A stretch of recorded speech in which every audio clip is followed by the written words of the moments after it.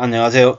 집값 띄우기를 건전하기 위해서 실거래가 시스템 옆에 등기 여부를 표기한다고 합니다.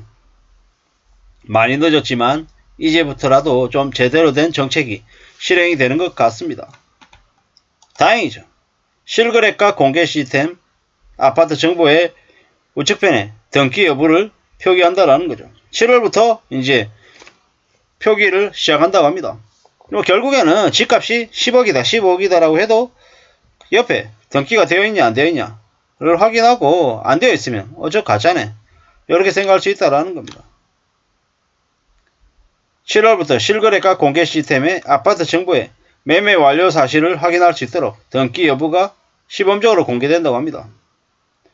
지난 문재인 정부 기간에 집값 올릴 목적으로 재고가로 허위 거래하고 나중에도 기존 거래 취소하고 하는 식으로 호가를 띄우는 행위가 너무 심했다라는 겁니다. 꽤 충격적인 일이죠. 이러한 일들이 앞으로는 점점 더 부동산 관련해서 조작하는 허위로 사기치는 일을 막는데 큰 역할을 하길 바랍니다. 등기 여부 표시만으로도 의심 거래와 계약 취소를 파악할 수 있다는 것. 정당한 사유로 이루어진 계약 취소.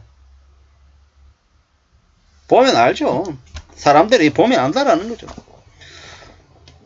절대로 그동안 있어왔던 부동산 관련한 사기나 조작이나 이런 것들을 그냥 넘어가서는 안 됩니다. 최근에 전세 사기를 쳤던 놈들이 이제 서서히 구속이 되고 이제 처벌을 받기 시작하는 것 같습니다.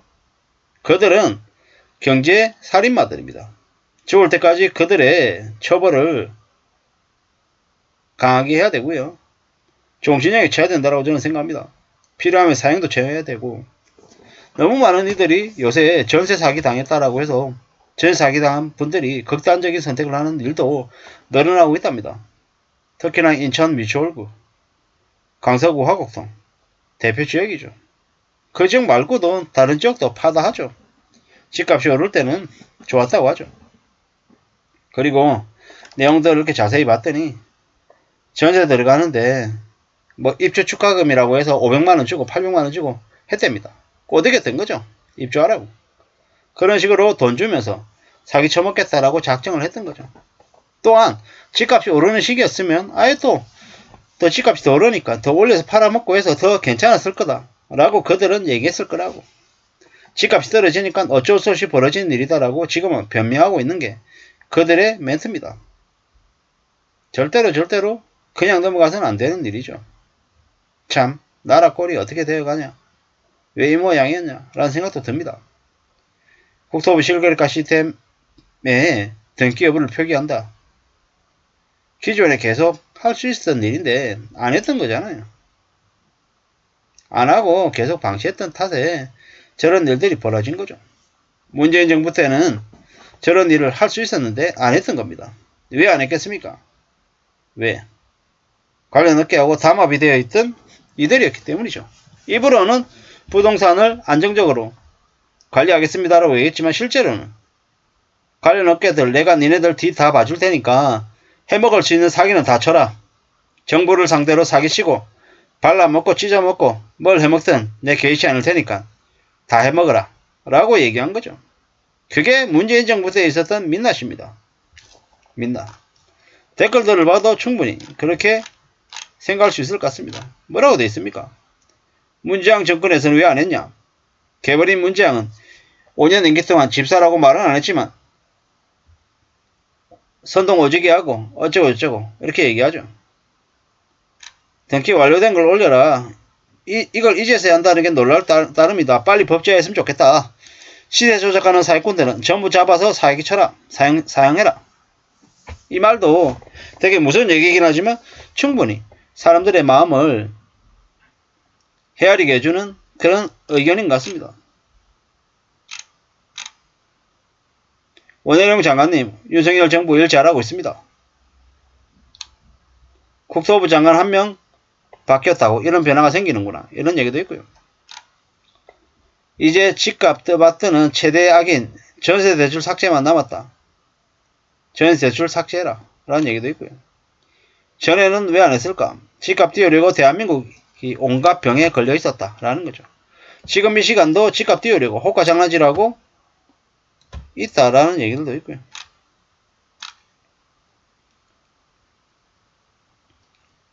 이런저런 생각들이 듭니다. 부동산 관련해서는 참 문재인 정부 때 너무 많은 폐악실들이 있었던 거죠.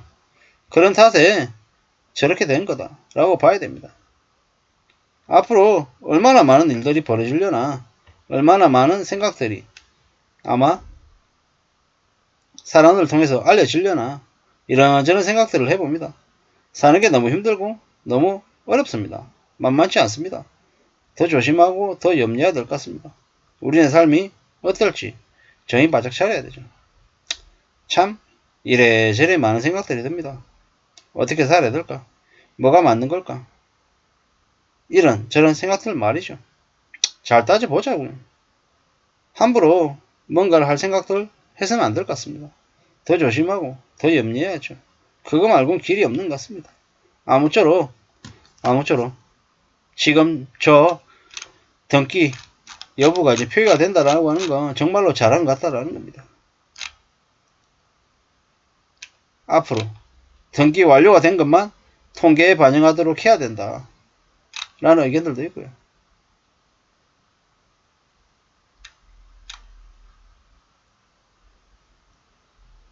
부동산을 띄워야 내수 경기가 살고 일자리도 창출되고 세수 확보도 되는데 왜 저러냐 뭐 이런 얘기들도 있고요. 집 있는 게 죄냐, 문재인 김현미 하던 짓거리 따라하지 마라 뭐 이런 얘기들도 있고, 자본주의 시장에서는 시장이 알아서 하게 놔둬라고 얘기하는 댓글들도 있고요. 미친놈이죠.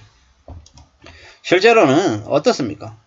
저렇게 무리하게 빚을 내서 집사라고 꼬드기던 그 사기꾼 같은 놈들이 저 등기제를 극도로 싫어한다라는 거죠. 그리고 점점 더 이제 확실해지는 건 뭐다?